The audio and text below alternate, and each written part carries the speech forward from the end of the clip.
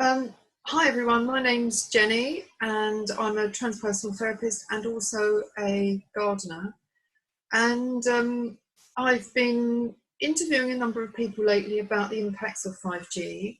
And this is really sort of rapidly changing into a kind of spiritual journey. This is a journey of like, how do we raise the vibration and how do we absolutely lock down peace? I've done a few videos about that. And today my guest is Phil Escott, who I've met as a colleague of Graham Norbury, who I interviewed last week. And so far I've got a potted history about Phil. I've got a little bit here and there. We've kind of established that we've got quite a bit in common, and that we both come from a similar spiritual point of view. And I really want to introduce him to you, and we're going to discover more about each other as we continue this discussion, because we've literally just logged on, we've spent 5 minutes talking and we've just gone for it. So Phil, welcome. Thank you, Jenny. Yeah, thank Tell you. us a bit about you. Tell us more about you. Oh, I don't know where to start. I think I've waffled about this on a lot of other ones, so people might be a bit bored with it by now. But if anybody new is watching, I come from a kind of spiritual background, I guess. I was involved in so many things sort of in my late teens, early 20s on my own, enormous amounts of hallucinogenics, this and that, finding my way through this crazy desire to see what higher states of consciousness were all about, and eventually got wrapped up in the TM movement. Okay, the transcendental meditation, you mean? That's the one, and started that, and then moved up here into Skelmersdale in Lancashire around 86. Skem. Where I just where I decided that I was going to be a yogi for the rest of my life, and gave up music because I was a drummer. I still am. I've played drums all my life. And I thought, well, I'll give up on that and just be a yogi. Of course, that didn't work out, and I ended up playing a load of music anyway. But I was completely fascinated with the whole Indian culture, which kind of sucked me in. And I think there's some great things within that. But any of these organized spiritual movements, I think so many things wrong with the construction of them. The techniques are often wonderful, but the construction of the actual movements or organizations can be almost counterproductive. Dangling a carrot in front of people, and also they suck you into weird things like vegetarianism and things like that, which really kind of damaged me for a long time. Although I was a great proponent of it and wrote books on it and whatever, and then got very sick with psoriatic arthritis in 2010 and had to fix myself. And now I've ended up a 100% carnivore for 5 years and reversed everything, and feel very, very healthy and restored. So it was a weird journey for me. It's really bizarre because you've come from that real deep spiritual. It's almost like, it's what's the word? A stereotype, isn't it? That if you're spiritual, you must be vegetarian. I mean, the number of people that have said to me, Jenny, aren't you vegetarian? And I've said, no. What makes you think that? Oh, well, I'm sure you've told me you're vegetarian. No, I'm not. They see this person that might be slightly on the spiritual side, and they just assume that must be where you are. It's a funny one, I having looked deeper into Ayurveda and stuff that I was totally fascinated with during my TM years, you can find references in the Bhava Prakash and the Charak Samhita that meat is the most nourishing food for the body, and it's like Amrit, like nectar. And when you see that, and talk to really good Vaidyas, and they're using exactly the means really that I use to fix my autoimmunity, and that's what they would do with that kind of thing. So this knowledge has been there for ages. I think the whole plant-based thing has come about from some very strange sort of misinterpretations of religion and spirituality, and the Seventh-day Adventists, with good old Harvey Kellogg coming in, being influenced by his mentor Ellen G. White, who had these visions when she was a teenager, that everybody should eat the Garden of Eden diet, and to stop any sexual thoughts because they were so satanic. And then he became, at 12 years old, her typesetter. And she produced all these books and pamphlets and whatever. And then he went on, obviously, to produce all these cornflakes and God knows what, you know, all these cereal companies, and have these weird sanatoriums where he put people through all these awful procedures trying to fix them, and which seldom worked. And then when you see that this sort of grain-based diet came from the desire to really stop people fiddling with themselves, and but via ruining their hormones, but that's probably not quite how they saw it at the time. But it's funny because being in this carnivore world, I have a Facebook group of I think 13,000 or so now, and some smaller Facebook groups, particularly one called Beyond the Beyond, where the more spiritual people go, and I find a great deal more deepening of spiritual experience, and also more connection with nature when you understand the cycle of life, and when you understand that there is no really compassionate diet, and commercial crops are what kills far more animals than you could ever kill eating a grass-fed cow a year. But I wonder if, though, Phil, if we're talking about a regional diet. So, for example, in the Northern Hemisphere, absolutely, in certain times of the year, you would have to kill to eat. There wouldn't be enough foraging around for you to forage into the winter months, or at least not enough. And, you know, the natural cycle would have been you put the weight on in the summer when there's loads and loads of abundance, and then you would go on to a meat-based diet in the winter where there's just less abundance.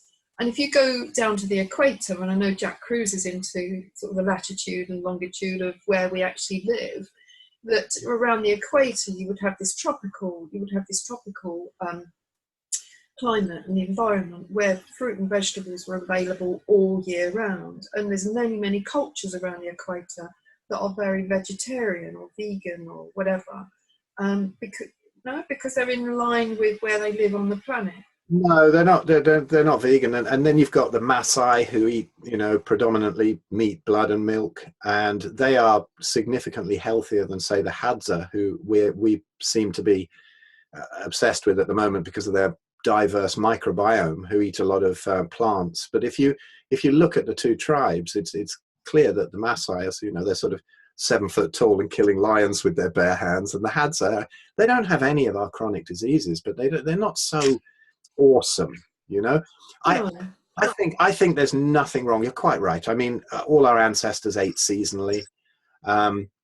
They ate according to what nature gave them. But when you look, you see, some people put me down as a zealot, saying everybody should eat meat. I don't say that at all. All I say is that in all the different diets I've worked with people, I've never seen such incredible healing as when people basically go back to beef and water. That's it. And then you can reintroduce, absolutely. But the plants that we eat nowadays, none of them were available in the wild. And so it's not really bearing any relation to what was going on. And when you get you've over-consumed plants, like you've lived off cereal and pizza for years, you can build up all sorts of plant toxicities that nature would have allowed us time to disperse in the wild. And of course, as Graham would point out, the sun to deplete the deuterium from them. Then it's absolutely fine, and they might have some great circadian signaling. All I'm saying is that the billions of elimination diets I tried to try and get rid of crippling arthritis, none of them worked, because now I realize I was eliminating down to all the things that actually caused the arthritis in the first place, or let's not say caused them, but maintained it and aggravated it. And when you go back to just beef and water, beef, lamb, fish, and water, something like that, very fatty meats and some fish with the DHA and whatever, and the inflammation just drops, the gut heals, it's beautiful. And then if people want to reintroduce plants, that's fine. And then they have a very different attitude to it. Like I heard you talking to Graham about how you're eating seasonally and locally, and that's fantastic. If we all ate like that, we wouldn't get into these problems, and the vegetables are fine. But when people are overloaded with them, it's they get this brainwashing. They have to go plant-based, and they have to go raw vegan, and they have to. And I did that, and it was a disaster, proper disaster. So I think just to show people that it's a basic reset, elimination diet, and then back in. And if we could just get rid of this idea that there's something terribly evil and not compassionate about it, it could be put up there as a viable alternative to people who need it, you know, who otherwise get sucked down the plant-based route for too long. I mean, a question that comes into my mind is that, you know, a lot of older people that may not be vegan or vegetarian and don't give a monkeys have got chronic arthritis and probably still eat loads of meat every day. So what's gone wrong with them? Well, I think there's a few things there. They're still eating. I don't see any difference really between a diet that has a load of the plant toxins, whether it has meat or not. It's not meat that heals you, it's the absence of the plants that seems to allow the body to sort itself out again.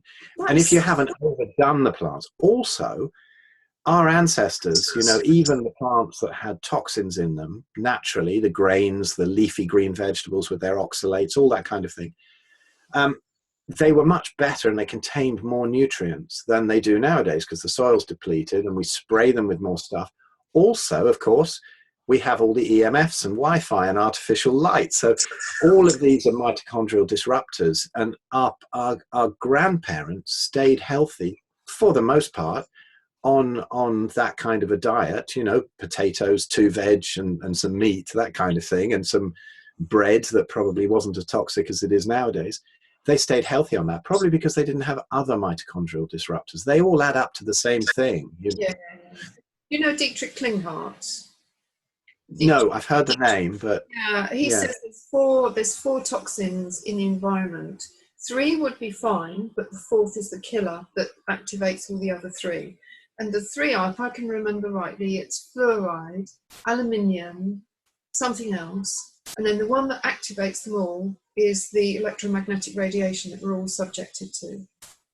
And yeah, very possibly. I think I'd add a few more, but I'd agree with him. There's one that activates it. Yeah, and he says the EMFs is the ones that activate it. So the thing is, whatever diet you're eating, when you've got all those toxins inside you, you know, you have to be very mindful what is interfering with all that, and not eating seasonally, and you know, pursuing an agenda, this sort of single-minded, I've got to be a vegan or I've got to be a vegetarian at any cost. This is political. People think it's moral, but I think it's political. It comes from the body politic. You know, there's a lot of movements around. What's your view on that? Well, I think it comes mostly, as far as I can see, from religion and from the big corporations pushing the plant-based thing. But they're very much tied in. It's like all this recent thing from the World Health Organization that meat causes cancer. And if you actually listen to the people on the committee who weren't part of the Seventh-day Adventist Church, like David Klurfeld, who's really speaking out about it and saying that it was absolute nonsense. You know, it's just that they're trying to push through their religious agenda using misinterpreted epidemiology. Because, I mean, look at these studies that have actually shown that meat causes cancer. It's got what they call a healthy user bias. So if somebody goes vegetarian, they very often do a load of other things because they're health conscious. They might be wrong about the vegetarianism, but they stop smoking, they get out more, they exercise more, you know, they go to bed and they sleep properly, all of these other things. So dropping the meat isn't really what did it. Mm-hmm. I see that that all this propaganda in the papers about meat causing cancer, it's come from things like that. The studies were done on people who eat McDonald's and they eat fries, and you know, with the McDonald's, if you just take the burger out of the bun and eat it on its own, it's actually fine. It's the bun and the fries and the Coke. It's not the burger. And so they say, oh, these are meat eaters who have all got cancer. But, you know, as I say very often in the TM community here, my friends are dropping from cancer and autoimmunity. And meanwhile, I've recovered from my arthritis. And my mother, we reversed her breast cancer using a carnivore diet and some iodine. a couple of other tweaks, but when she was 93 and this horrible tumor that was coming through the skin just started to vanish. I've got a YouTube video about that. You can see the tumor disappearing. And so it's not the meat. Yeah, it's not the meat. It's what we see is, I agree with you that it's not the major cause. Is our diet is not the major cause. I agree with Graham too. But once you are in a mess, probably the most dramatic thing you can actually do to turn those symptoms round, a sort of 80-90% in a pretty short time, between 2 weeks and 90 days, I find, is to drop all the plants from the diet. It basically allows the gut to heal. I have this vision of a leaky gut as almost when the gut integrity is gone, it's like the layer has gone that protects us from those EMFs, the Wi-Fi, the artificial light, the bad emotions, and all of this stuff can then progress to various parts of the body. And probably the emotional side is actually the root of it. I would say, just like Tom Bombadil in Lord of the Rings, who put the ring on and it didn't even affect him, Yes. Because he was in such a good state of consciousness. If you can, obviously, but then reverse these things by being in a perfect state of consciousness. But that is a very difficult thing to do. That's kind of like putting the cart before the horse if you want to fix something. So spiritual people who get ill, like you say, they're stuck in that vegetarian vegan mindset. And so they think, okay, I have to meditate my way out of this. And it really seldom works. So you have to hit it all at once, I find. When people come to me and I do Skype calls with them, consultations, and just hit everything at once, just see everything they're doing wrong. The diet, the light, the Wi-Fi, the emotional stuff, you hit them all at once and then miracles can happen. I totally agree with you there. I've been working as I mentioned in the intro, transpersonal therapist for, it's got to be 20 years now. Easily 20 years anyway, by the by. And my speciality, going right back to the very, very first weeks and months of my practice, was chronic fatigue syndrome, because you've got this apparently physical disease, which is an autoimmune disease, but even then they've got no real tests for it. There's no real blood test. There's nothing they can test. Of course, the ME, chronic fatigue syndrome community, are furious. They're enraged, they're up in arms because no one's taking them seriously. They've got a real disease, and how can you get well from a disease if nobody believes you've got them, because you have to prove to them you've got something wrong with you. And the cycle just continues. The more you try and prove to somebody you've got something ill, something wrong with you, you're kind of passing the buck. You're not saying, well, I've got this problem. What am I doing that's creating it, and how can I repair it? Instead of, begging somebody else to help you all the time. And where I've stepped in is, obviously, as a psychohypnotherapist, I'd say transpersonal therapist nowadays, people have come to me because I am the last post. I'm the last ditch attempt at helping anybody, because they've done the diets, they've done the meditation, they've done the goodness knows what else, they've done the exclusion, they've done the Reiki, they've done everything you could possibly imagine, but they haven't actually managed to open their minds to what else might be going on.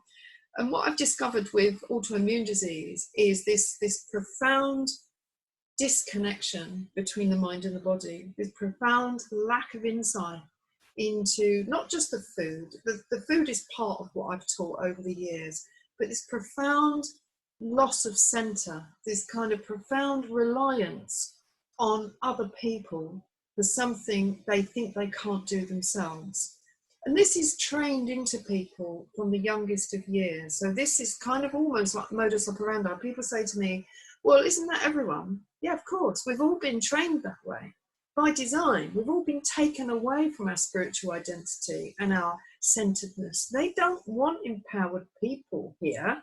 That's not the plan.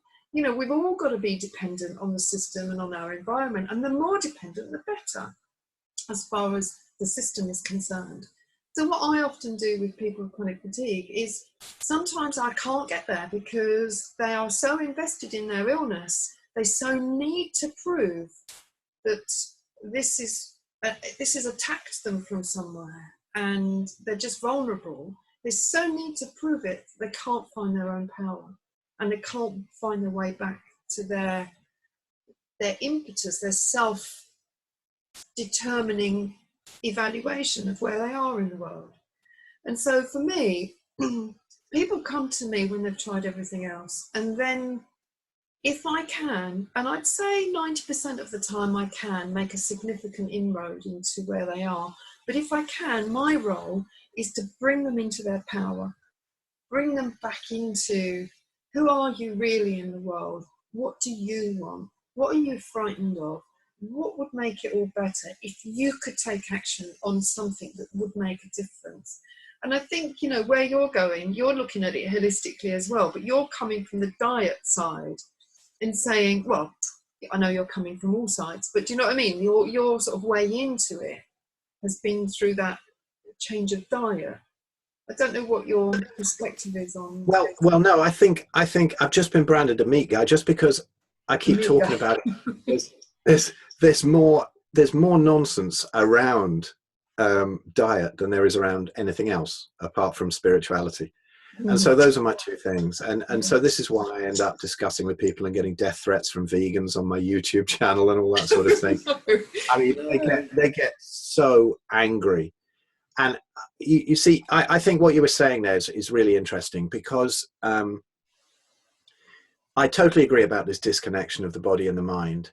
And I think this is really prevalent among spiritual people who have misinterpreted it. And I think 99% of people have. When I see the long-term people in the TM community, they're either overweight or very emaciated, but they have a certain weakness, a certain snowflakery about them, where they've always relied on, oh, what would Maharishi say? You know, what should we do now? No, what do you want to do? Oh, you know, well, I can't watch this because it's too gross, and I can't eat meat because, oh, I could never do that. That's disgusting. It's so tamasic. We need a lovely sattvic diet. You know? And so they have all this stuff going on that is disconnecting them from their ancestral nature. And we don't want to go anywhere near the lower chakras, you know, sex. No, I don't want anything to do with that. We need to be celibate and vegetarian, and we need, oh, come on. You know, this is denying our humanity. Just because we decide that one chakra is lower than the other, is that any less important? I think they need to be grounded. It's like a building with no foundations. Absolutely. They're all airy-fairy, you know, and that's what fascinates me is when you can relate the old teachings like the Ayurvedic teachings and whatever, and see what's going on. You have ama, you have the sort of what do you call it, the impurities in the body, this stuff that clogs up the system and the subtle energies. Well, to me, this is quite possibly deuterium, clogging up the cells and stopping the mitochondria working properly. And what does that? You know, too much artificial light, not enough sunshine, too much Wi-Fi, too much high deuterium food without the sun to deplete it, eating bananas in the winter in the north of England, you know, when they're probably absolutely fine to pick off the tree when you're in the sun with your feet on the ground. Yeah. And so it's about how the planet is arranged and how the seasons are arranged. And when you stay in line with that, then you can make sense of the old teachings, sort of Vata, Pitta and Kapha, and how this comes into the seasons and the body types in Ayurveda. And now you look at it, say, through Jack Cruse's lens or what's coming out now, and you can see what they probably meant, but also distill out all the bullshit that we've misinterpreted, that this is a vegetarian diet and you have to eat this rice and pulses in the north of England. I mean, where are you going to get that in the north of England in winter? I know. So it's nonsense. And then you look into what they've discovered in pulses and all the lectins and the toxins that go straight to the joints. You know, I can tell you they do. When you've already got something like that, my God, you have some rice and dal, you're not going to walk the next day to get to the toilet to get rid of the diarrhea it's given you, you know? I mean, it's such disconnect from nature. So no, although you know, I am this carnivore guy or whatever, I don't really think like that. The other stuff that you're talking about to me is far more interesting. I would much rather have somebody come to me for a consultation saying, I've been carnivore for a year and I've still got these problems. And I think this is going to be interesting. Yeah. You know, instead of somebody coming along and going, oh, I've been vegetarian for ages, and I think, okay, right now the deprogramming starts and let's get them onto the meat. The only reason I covered it from that angle is that I've all my life I've helped people out with diets. I've been fascinated with it. I've never seen anything like this carnivory thing. When people attack me and they say, oh, you're trying to promote this, you've just gone nuts from raw veganism to carnivory, and now you're in another fad diet, I have to say to them, I don't care what works.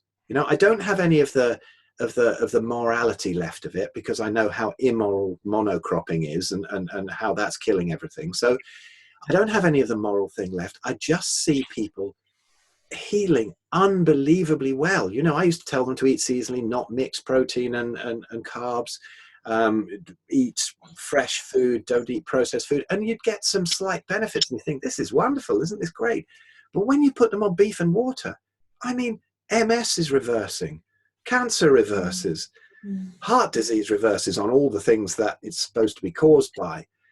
You get onto living on saturated fat, and it blows me away. So from that point of view, then you can take them deeper into the things that are probably more like the root causes of them. But this is such a big thing. I always say it's like hosing the mud off the car, before you polish it. And the mud's got on there suddenly. It's a big thing. You hose it off. Right, let's now spend the time with all the details and which are the problems. Interestingly, like you say, you'd love to get somebody in who says you're their carnivore for a year, and then you're going to really understand that this is really a disconnect with the mind and body. I often get very spiritual people in, because they're attracted to me because of the way I appear on my website, perhaps, and they'll tell me they've been doing this, that, and the other, and they're really trying, and I can just see. I can just see this massive disconnect from who they really are. You know what I mean? And even though they're super spiritual, I had one woman who tried to convince me that this was a paradox, really. It was almost like she tried to convince me that she was more advanced than me because she was so in the now, and and I can't give the details really, but I was perplexed, because for me, spirituality is about being grounded. It's about being rooted into the earth and understanding how we live here. That to me is spirituality. It's not this kind of like, oh, I'm at one with the world. Although that's important. That's important, because once everyone starts to connect with a deep grounded spirituality, then we do become one. We become an incredible power, force for good as well. But for me, spirituality is about rooting, grounding, reconnecting with nature, with people, with each other, with the seasons, with the cosmos. It's about connecting back up, not disconnecting and going into some place in the ether where we can be nice and happy and, free from the woes of the physical world. No. So I think, what you're saying really, it's exactly the same thing, but from your journey, mine is from my journey. You know what I mean? We're coming together on a similar basis there. Absolutely. I mean, I'll talk about this now, but even though it's sort of a bit of a taboo to talk about these days, but I went into it more on my Buddha at the gas pump interview, which is the only time I've really, really discussed it. But there was a day where everything changed for me in about 2006. Okay. I'd been totally obsessed with the TM program and all this sort of the Siddhi program and the flying, where you sit in lotus and you're bouncing around these foam mattresses and all of that. I've been obsessed with that. And then in the early 2000s, it sort of fell away, and I just didn't really feel like doing it anymore. And after my dad died, I moved back to the dome site, which is where they have this dome where everybody meditates morning and evening. I only really moved back there to be near to my son, because my ex-wife sort of runs the TM movement. Well, actually, until recently, I think she's been robbed out of it or something. Something happened. But anyway, she was living nearby, and my son was there. He was quite young at the time. And so I moved back there, and I just didn't want to walk the 100 yards to go into the dome. I thought, great, I'll be near it. I can meditate morning and evening. Let's get my health back together. I've been eating rubbish for about 10 years, and I just didn't want to. And it was funny. One day I was out in the back garden and I just let go of everything. I said, I've had enough of being spiritual. I've had enough of this TM movement. I've had enough of everything. And I completely let it go. And in that moment was everything that I'd been looking for. You know, the whole universe changed, but it was obviously exactly the same as before, but it changed. There's that paradox. And I just had to sit down on a wall. I sat there for ages, and nothing has been quite the same since. There was that complete oneness, and it never went away. And I never had any desire for seeking anymore in anything spiritual. All the questions were answered. I had no more interest in it. But it wasn't an airy-fairy thing. It was a real grounding thing. It was, oh my God, is that it? Is that the canvas that all of these experiences have been painted on, that I've been looking for all these decades with all these roundabout methods, when all I needed to do was let go and accept who I really was right then in that moment. And it never went away. Now, it became, of course, the ego took over that awakening, if you like, and I became pretty unbearable for a couple of years. Like, you know, my girlfriend now, who I'm still with, is very patient, and she should really have thrown me out. But she was a meditator, not a TM one. I was just, every time she'd meditate, I'd be like, listen, it's only a moment of surrender. What are you doing that for? You know, all that nonsense, all that crap that it just seemed so simple to me. And it took years and years to stabilize this awakening, if you like. And what it left me with was, like you say, no feeling of superiority. Everybody's doing exactly the right thing. Everybody's doing what they're doing. I had to go through that whole agonizing arthritis and whatever after that, you know, about 4 years into it. And I remember thinking at the time, but that happened to me in 2006. How could I get this sick now? Well, of course I did, because it magnifies everything that you're doing that's a disconnect. And then I had to look at my emotions, and I was an emotional wreck. I mean, in 2010, I was 48 years old, and I was a baby, you know, a real tiny baby. I'm still ridiculously immature and a very small boy. I just talk about nonsense and post-toilet humor all the time. But back then, you know, I was emotionally retarded to the detriment of everybody who knew me, you know, and I had to wake up to this stuff and really work on it. And as I worked on it, I had times where certain joints completely healed where the other ones weren't, you know, and so it blew me away. And I was thinking, oh, you know, all that's for people who go to counselors and like bored housewives and stuff. I was so arrogant, but it's exactly what I needed. I needed to work on that stuff. And it was beautiful. And not only did the illness, which is why I called my book Arthritis, the Best Thing That Ever Happened to Me, you know, because it pulled down the last of that ego that I was attached to. And it was, well, the sort of superior feeling kind of ego. And it just crumbled that. And then there was a time, probably 3 years after that, doing some Byron Katie kind of work, where the whole heart opened as well. And I just was left lying on a bed for 3 hours in unbearable bliss as all of that went down like dominoes. And since then, it's been absolutely beautiful. I've been able to do this work without it really affecting me. You know, before that, it was like, oh God, look at this person getting ill. Oh, my friend's doing this and they're going to get sick. And it really stresses you out. But now it's great because people come to me and you don't hassle people. You wait till they ask. And the only hassle I get is from vegans who attack me. But quite often a year later, they'll come along and apologize and say, my thyroid's blown up. Can you help me out? It's happened many times. You know, I'm vegan for life and whatever. Well, let's see what happens when you get IBS or arthritis or your thyroid blows up. We'll see if you're going to be vegan for life. But, you know, it's been an absolute blessing to have had that in 2006. But my God, it was where all the work started. Yeah. It was like being a baby.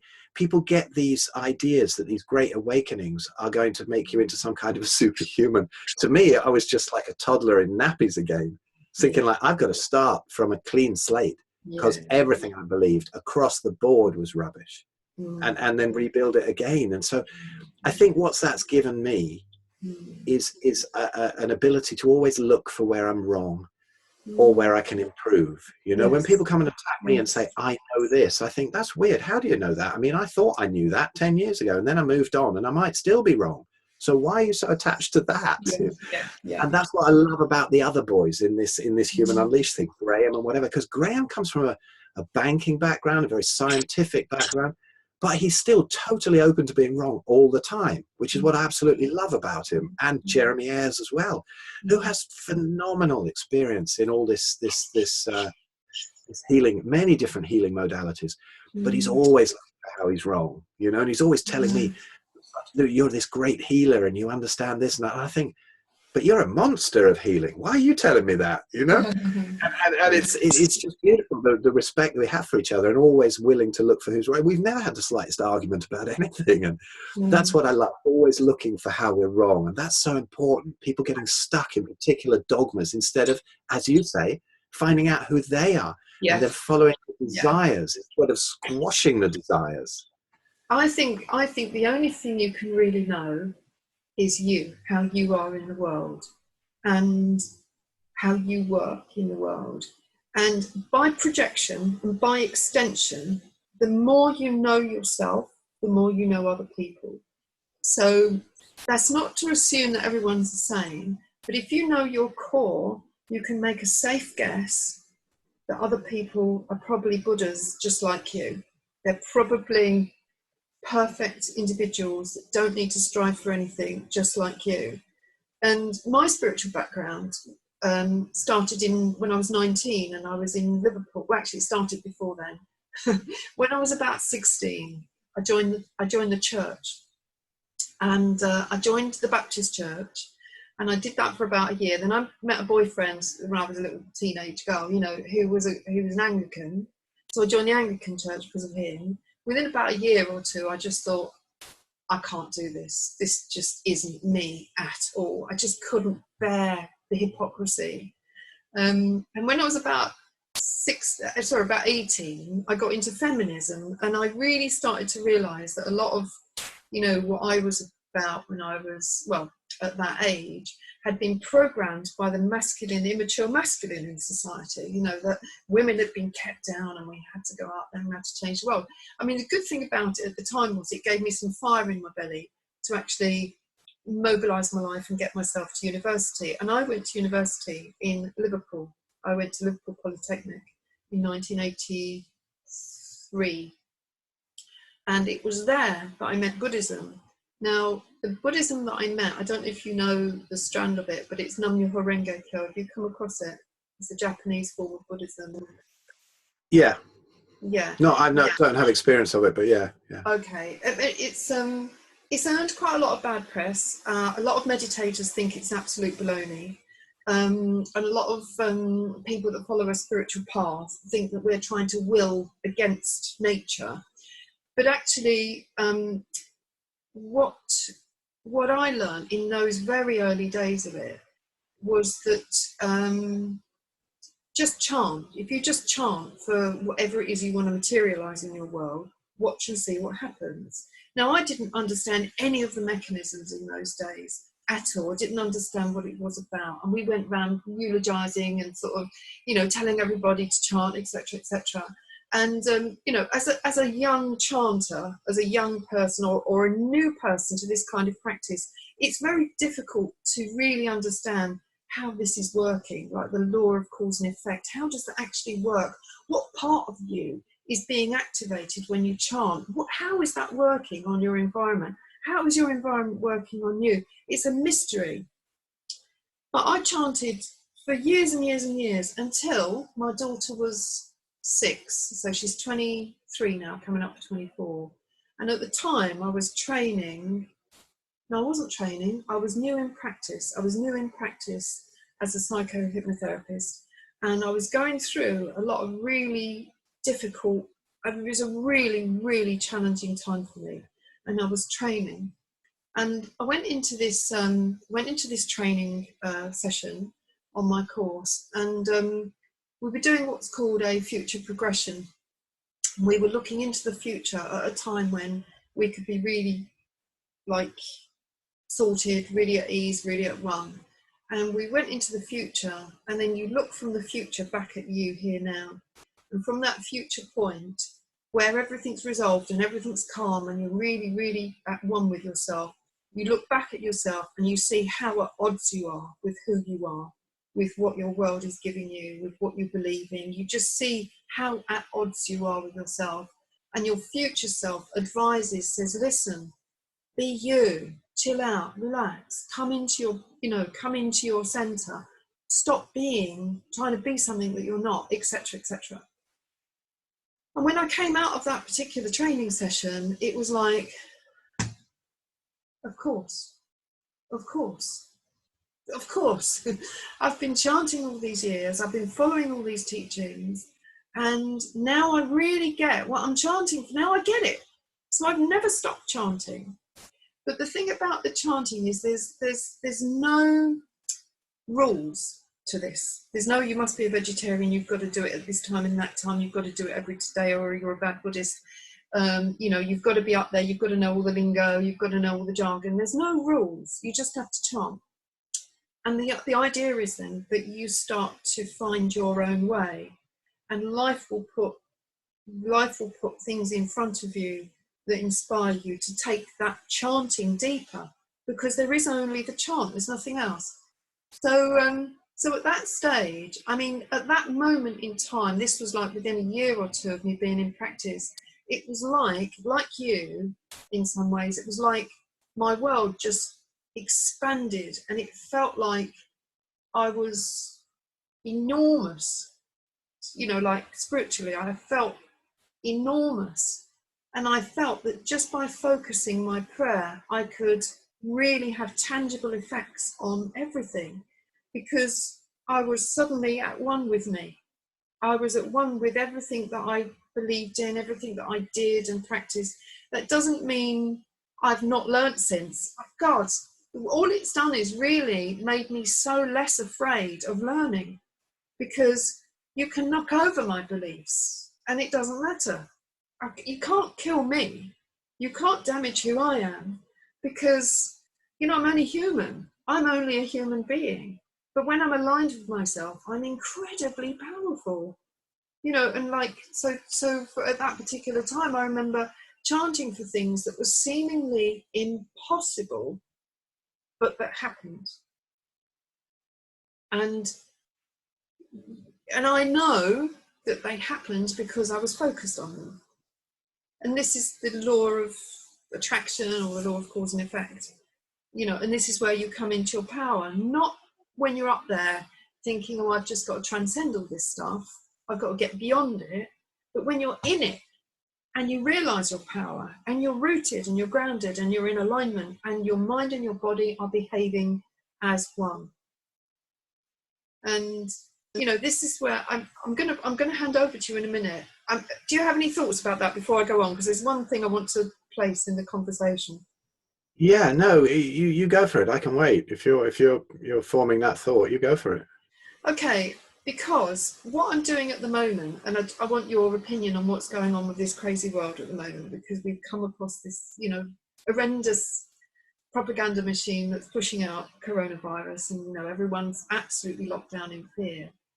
And what I'm doing every morning at 8:30 is I'm invoking this alignment prayer and saying, let's lock down, let's link up just for 10 minutes, let's lock down everywhere. Let's see how much power we can generate by being in alignment, not only with the desire to lock down peace, but with each other. Let's build these links with each other and lock down the reality. Let's get on with our lives. Let's be as functional and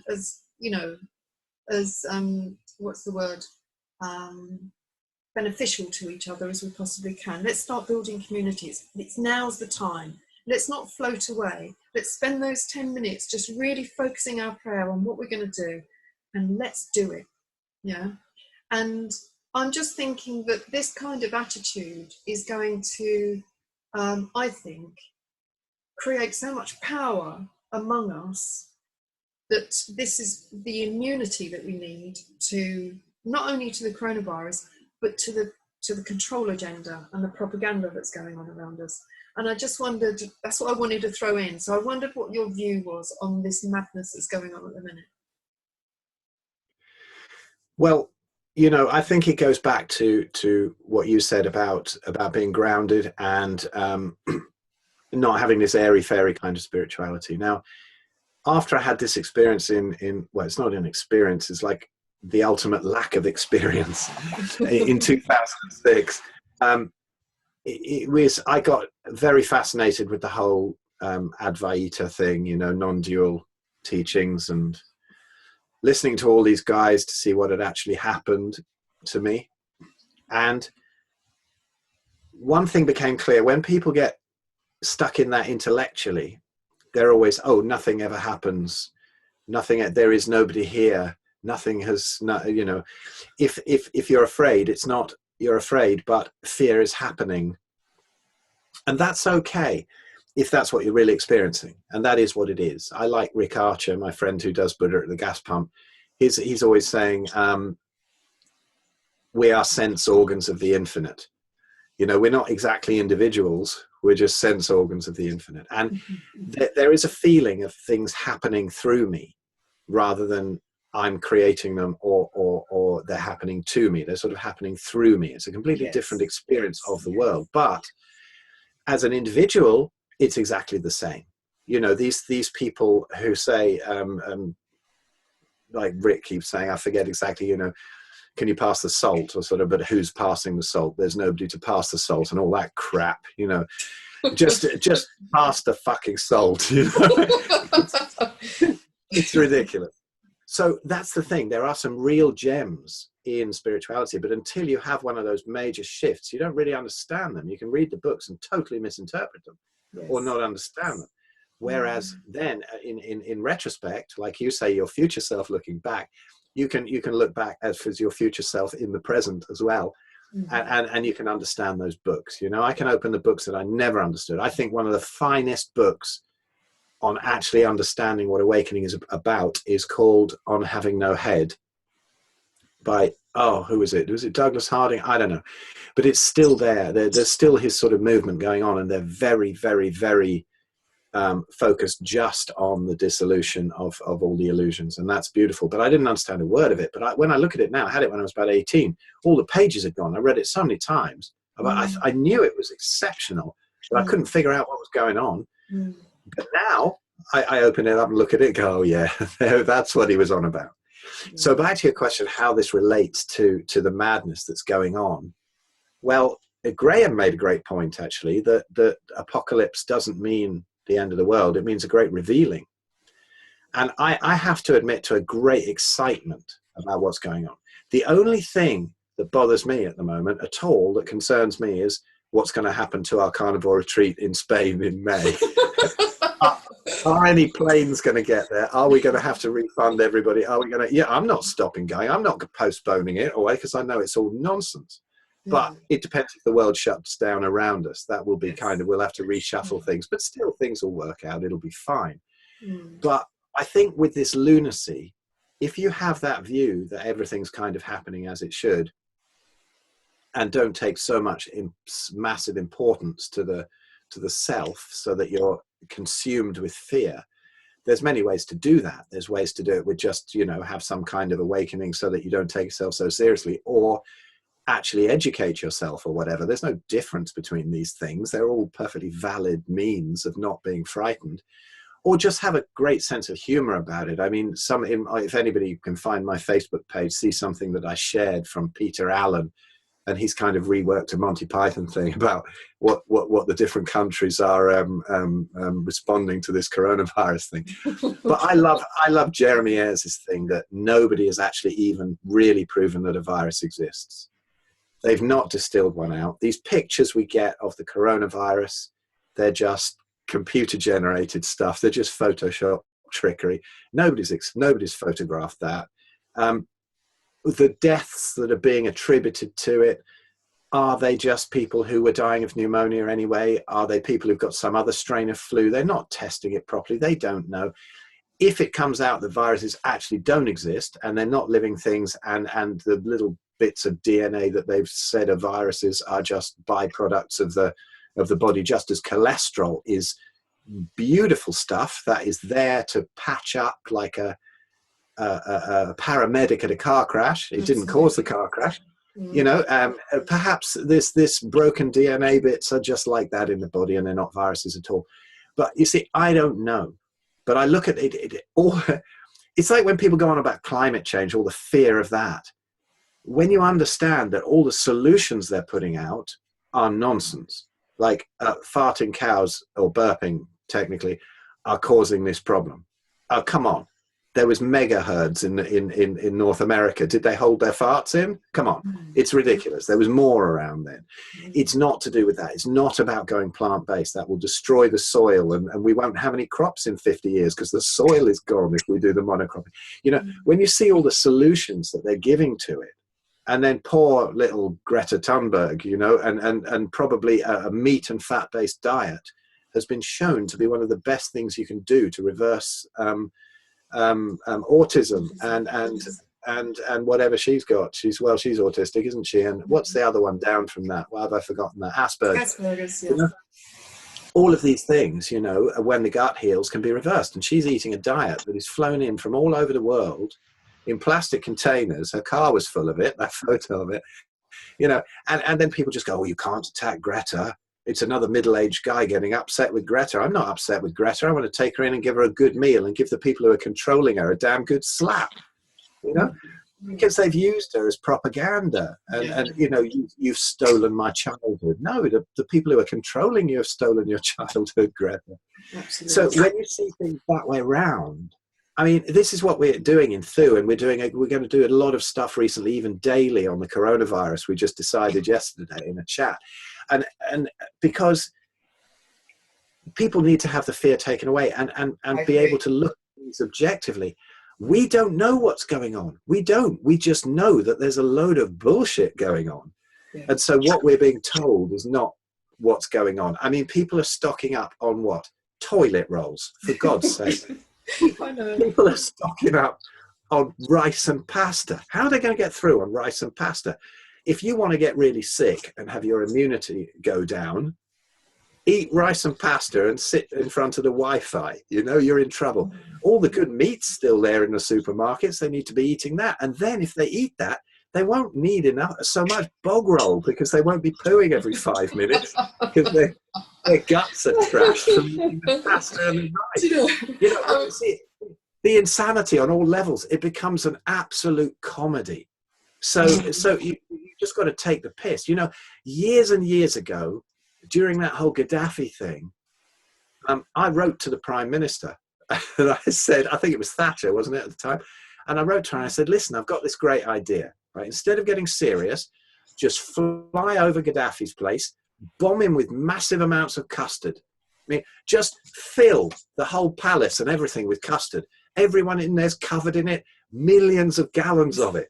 So it will diffuse the whole situation. It won't hurt anybody. It'll be absolute ridicule. It'll show that nobody's taking anything seriously. I got this letter back saying, your suggestion has been noted. Thank you very much. Ashley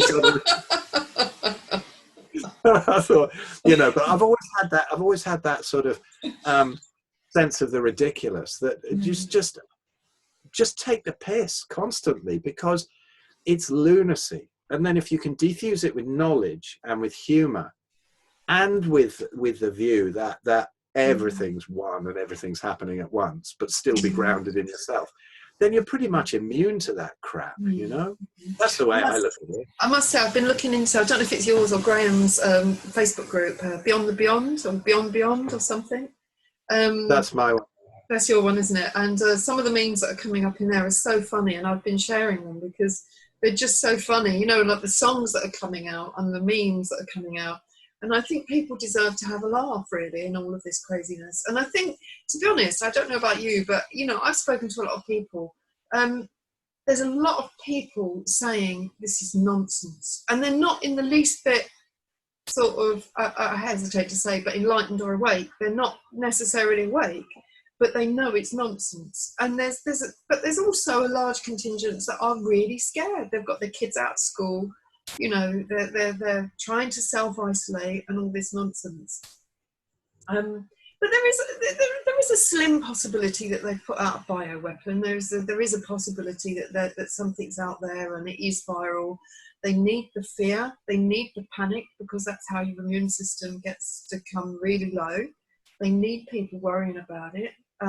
They need people panicking in the shops because they want the system to crash. You know, there's lots of agendas that are playing out at this moment. They want the financial track, they want to reset the economy, they want to digitize everyone, they want to chip everybody, they want to vaccinate everybody.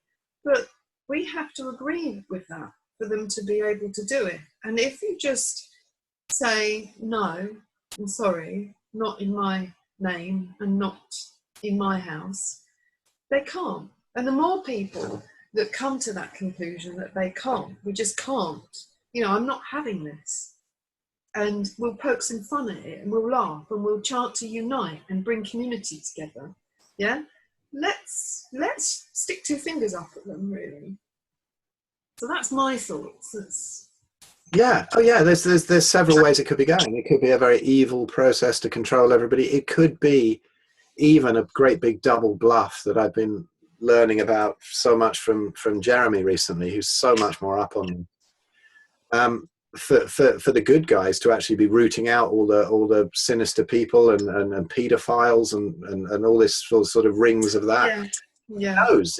It will unfold in time, and it'll be fascinating. Could be even a combination of all of them. But for people to just see beyond, as Graham pointed out, he got really wound up yesterday in a conversation we were having, and he was saying, "How is it that nobody has spoken about the patent of this thing?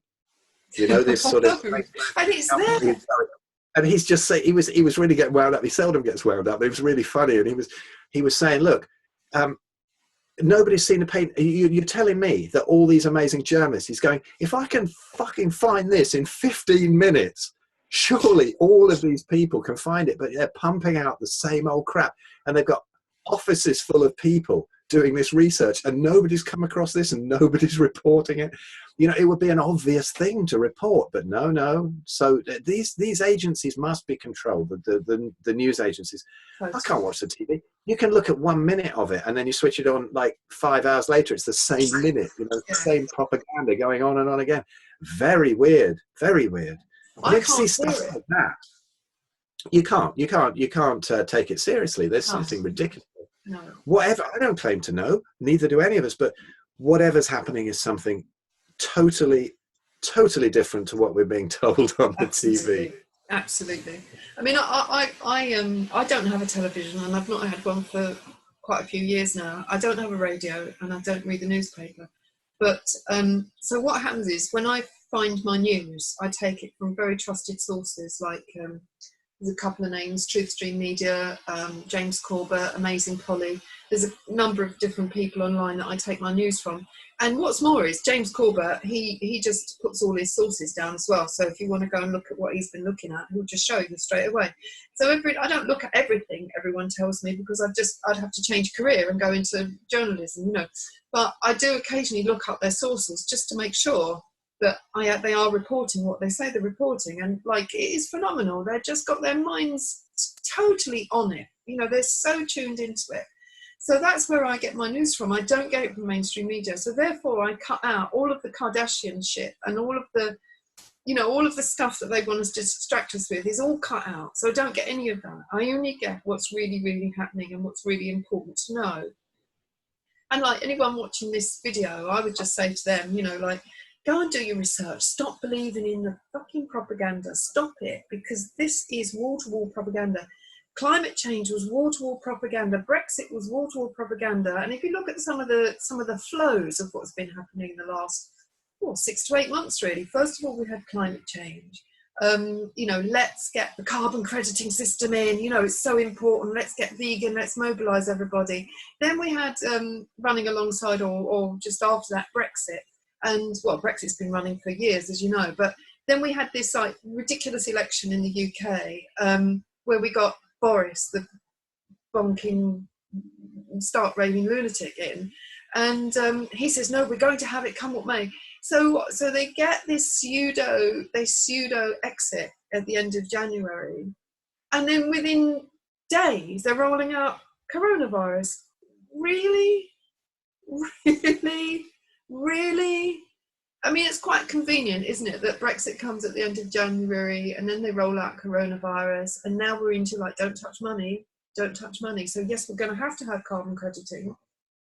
It's all playing nicely into a nice little plan. But whatever we're being told, as you said, is a complete and utter farce, I think.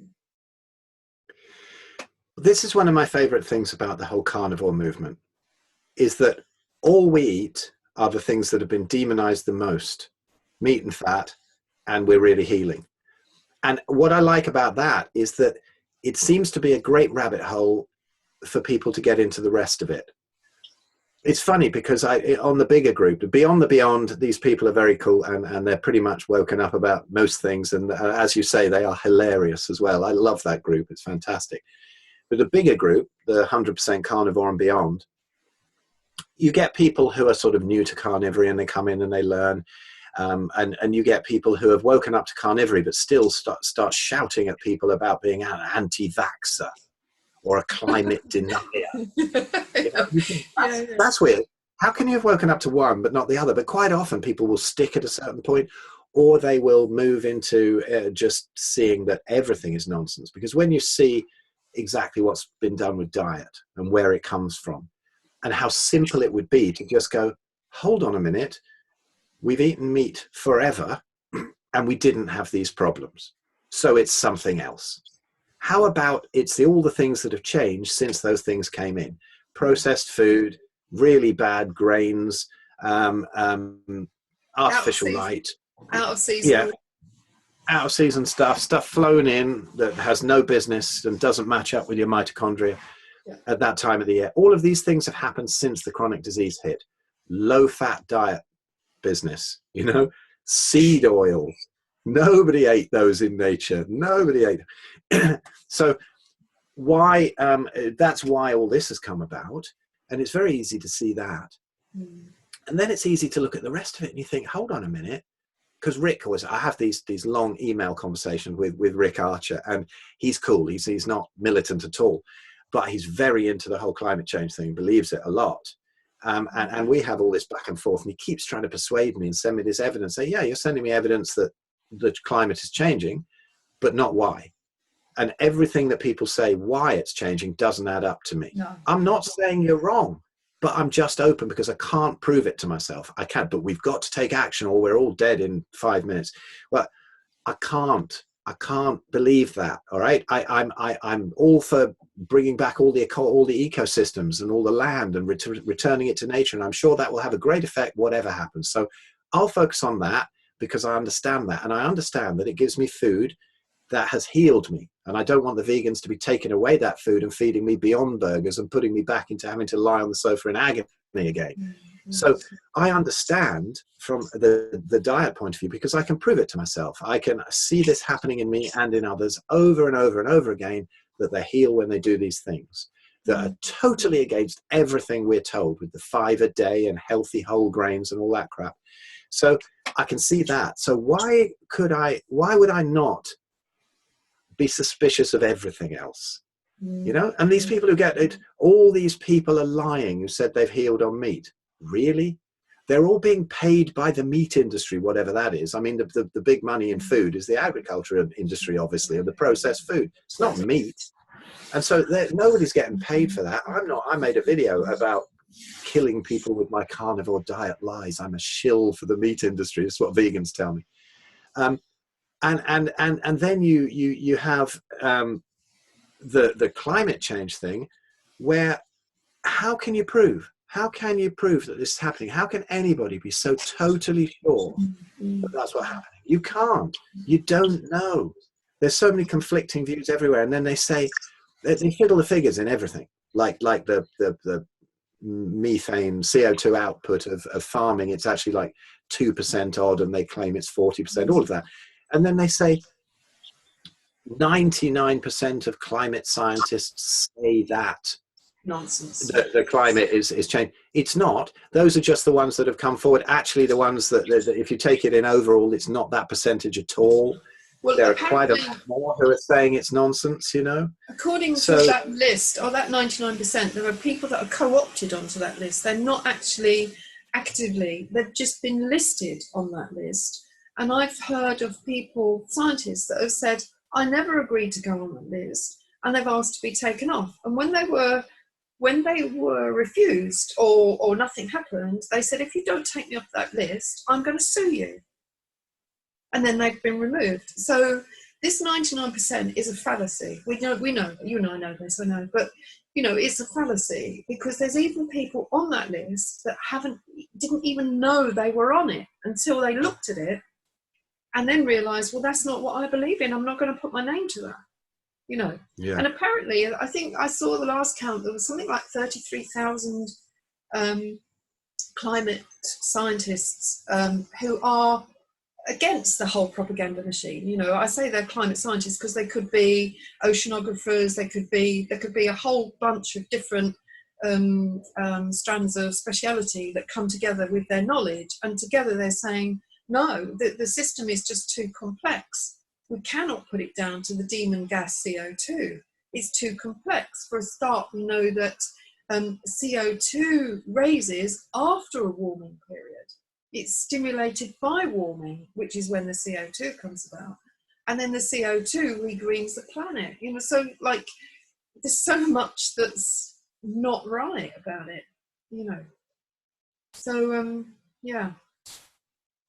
Yeah, it's an interesting sort of exercise in looking at useful idiots, because you get some people who know absolutely nothing and they just swallow everything, and then you get the people who like the vegans who have a sort of idea that, and their heart's sort of in the right place, but they can push through that agenda beautifully with all the Disneying of animals and oh, let's not eat Bambi and all that nonsense, and they can push that through, and that fools people, and the vegan propaganda goes way beyond just vegans. So if you ask somebody who doesn't know anything about diet, what's the most, probably plant-based, I really should eat less meat, but they don't. And they probably think that, so that's in everybody's consciousness. But then you get people who are very, very clued up on one thing but completely off on another, and those are probably the most useful of the useful idiots, because they appear to be so cool in one respect, but then somebody else is so delighted that they're pushing through all this propaganda in another area. It's fascinating. Do you know of a guy called Tristan Haggard? No. He has a YouTube channel called Primal Edge Health, and he interviewed me ages ago. He's a young guy, he's like early 30s maybe, lives in Ecuador, American, but he mostly blogs about and does live streams, long live streams, very funny, very eloquent. He can just sit and do 2 or 3 live streams of 3 hours each a week and keep them entertaining. But mostly about low carb and keto, carnivore, but also he's a historian. He's fascinated with how this has come about, all the control and going back to the Club of Rome and all of that. Oh yeah. And how all of this, all through history, it's been this fear and solution, problem, reaction, solution. Yeah, and all of this, and how it's worked all of this time, and how for so long they fed people plant-based diets to keep them pretty dim, really, and malleable and suggestible, because the brain doesn't really work on those sort of high grain and high carb diets. Things do tend to go wrong with the brain, and you become sort of, it gives you this kind of black and white thinking. That's probably controversial. People get cross with me for that. But if you're in my position, you get attacked by so many militant vegans, you'll realize how the brain doesn't work, and then seeing them recover on carnivore and how the brain comes back in again, and they go, God, was I really that narrow-minded? What did I really believe? Was I really that horrible to everybody? Was I that aggressive? And you can see it all coming back together. But it's fascinating to see that how people are used and people are manipulated in certain areas because of their solid beliefs in one area, even though they might be quite woken up in another area. And so that's why I think it's important to just keep open. I mean, in carnivory, I don't spend my time going, everybody needs to eat meat. I spend my time looking at, like, what are the problems with it? Okay, nobody's getting scurvy, but maybe there are some subclinical things with less vitamin C. Let's have a look at that. Who's having problems here? Who might be having problems with B vitamins and thiamine? And my friend Elliot Overton, he's great at young guy at EO Nutrition on YouTube, and we've interviewed him, and we know him quite well. And he's coming out with some great stuff. Absolutely, he puts people on carnivore diets, but he also says some people come in too broken. They have certain deficiencies that can't be sorted out unless you do a course of this or that, or thiamine, or B1's down, C's down, something like that. And so to look at it like that, anything you're into, you must always be willing to deconstruct. Yes. And when people get a really fixed idea in one area, they're very dangerous people, really. When people start using these terms like anti-vaxxer or climate denier, I mean, that when people start using those terms, it makes me wince, because most of these people are not climate deniers, they're just questioners. It's not a matter of denying, it's that's the Spanish Inquisition, that's Nazism, that's dangerous. This is part of the PSYOP, isn't it? This is part of the whole control agenda, which is to discredit and to herd everybody into the single view, the single opinion, dumb them down enough so that they don't question. And for those that do, can marginalise them as conspiracy theorists. And we know this has gone on for, well, at least the last 5 decades. I think since the late 1950s. I think ever since JFK was killed, they resurrected. Well, they bandied the term around conspiracy theory, because it couldn't possibly be that the killing of JFK was by his own government, and by the CIA. No, that's just a theory. Well, tell me that there aren't thousands of theories being bandied around that they're trying to get everyone to believe in. The theory of climate change, the theory of veganism, the theory of, coronavirus. These are all theories. And these are conspiracy theories, because they have taken an awful lot of planning and control to roll out across the population. We're living in conspiracy theory, fake news propaganda 24/7. That's what we're doing, And it takes you to stand back from it and just take stock with yourself and say, hang on a sec, just 20 years ago, it wasn't like this. It wasn't like this. Where has this acceleration come from? Why is it happening now? The world's no more dangerous than it's ever been before in terms of nature, in terms of what's more dangerous are the ideas that are being propagated around the world, Real danger, really dangerous that people get scared about coronavirus, really dangerous that people think that climate is changing, because it's on the back of those fake conspiracy theories that they can bring in other measures that are so dire to humanity, that it's just not worth contemplating. Yeah, well, people don't realise that most of what sort of vegans and people who believe the standard dietary advice, for example, believe is real science.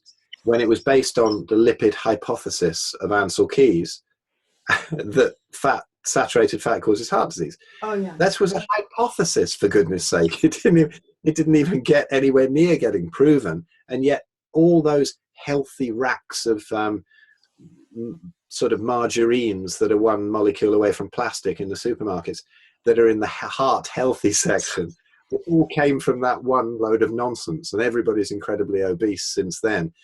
And then, like you say, the demonizing of people and turning them into conspiracy theorists and quacks. Well, this happened with the Rockefellers, didn't it? Back in the 30s or something, or before that, yeah. with the medical systems and starting their own schools of medicine and making sure that it was all approved, and they would finance it as long as they had somebody on the board that would then bring in this sort of allopathic view of medicine and this chemical thing, cures, so supposedly cures. Yes, exactly. And to get rid of all of these real healers who were then discredited and thrown out and had to go abroad or were killed. Or I mean, the history of it is incredible, of the medical system. And then when you suggest to somebody that maybe they should get rid of the things that are causing their disease, get off the drawing pin rather than take an aspirin, then you're a quack, and really they need to go to the doctor and get some proper chemicals. It's so some proper chemicals. I like that. Some proper chemicals. Well, I mean, I remember a rheumatologist getting so angry with me when I pointed out to him that my arthritis was not caused by a methotrexate deficiency. So why on earth should I be taking that you're prescribing for me when it's going to peel my retinas off my eyeballs and it's going to blow up my liver? It's clearly not a cure.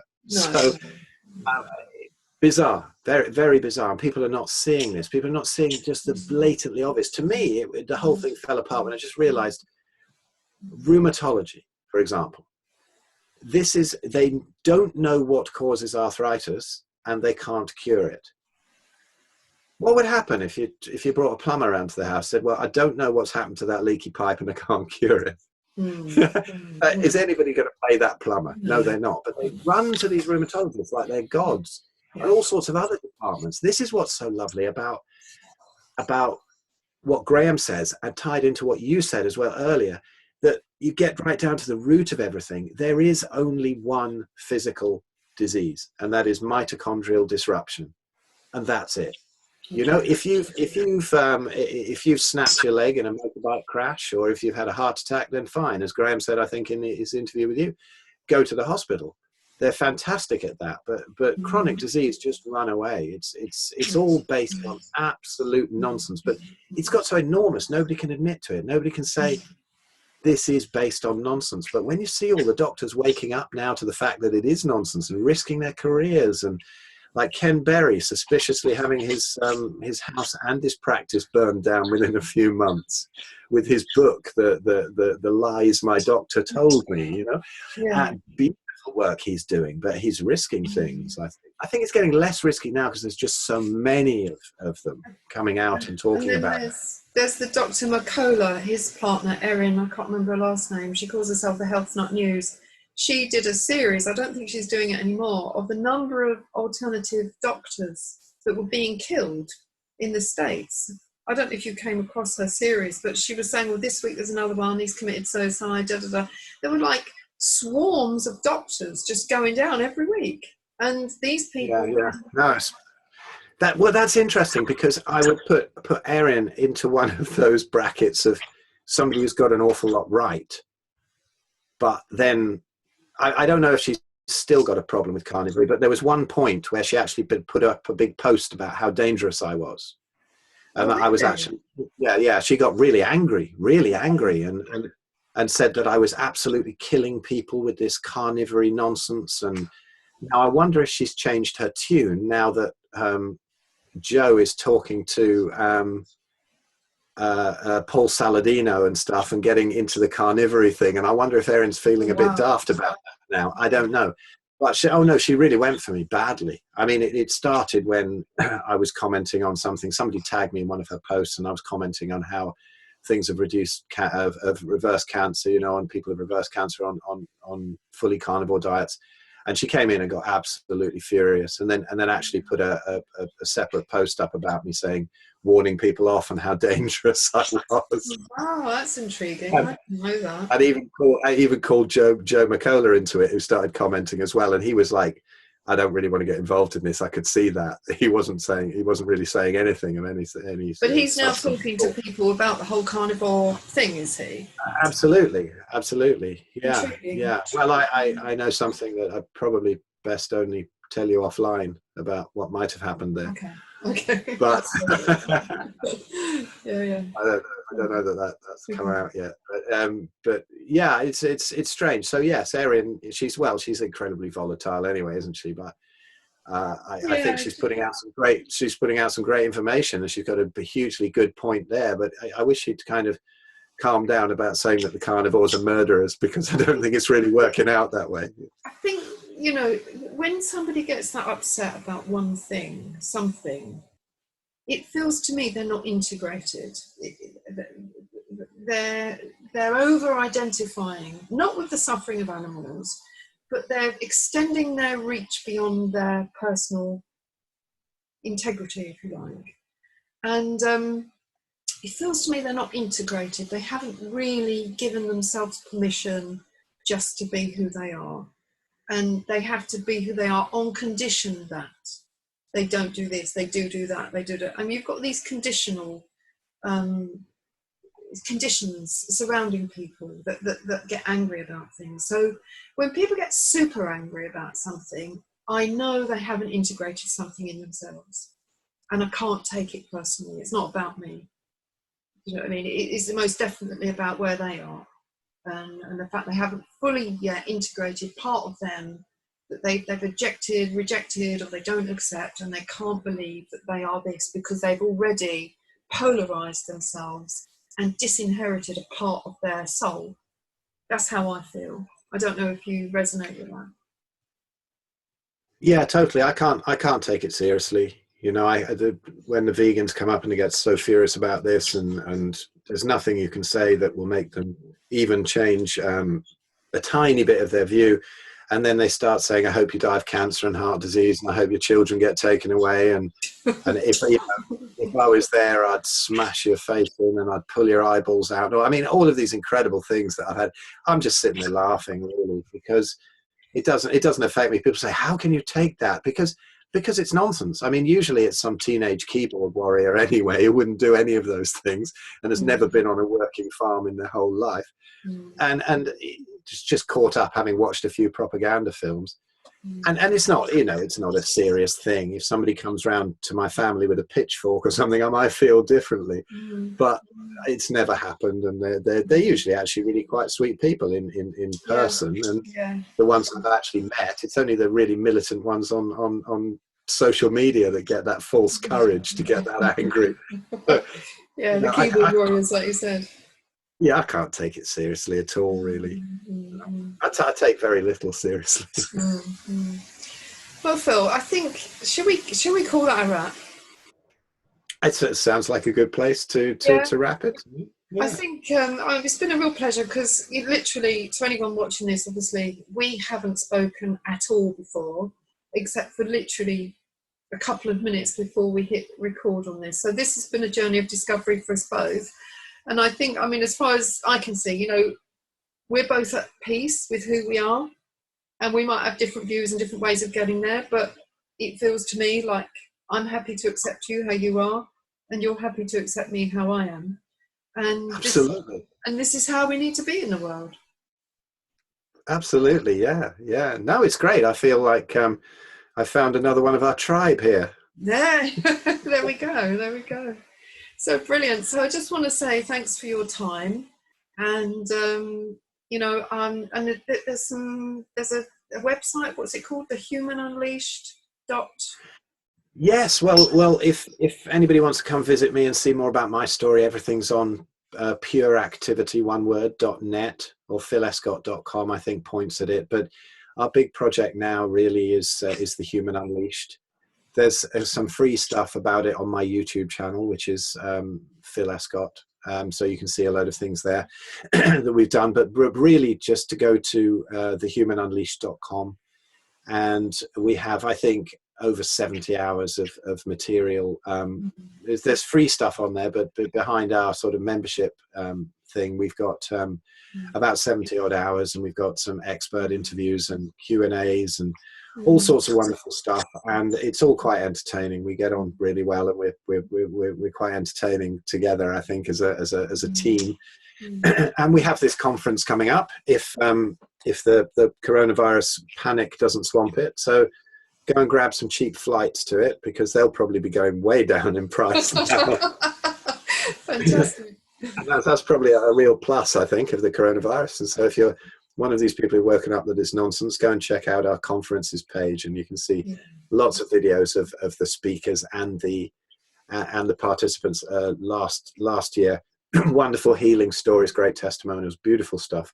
And it's just a pleasure to be part of this whole thing as people are waking up, and to keep on waking up to different levels of it ourselves. It's so fascinating.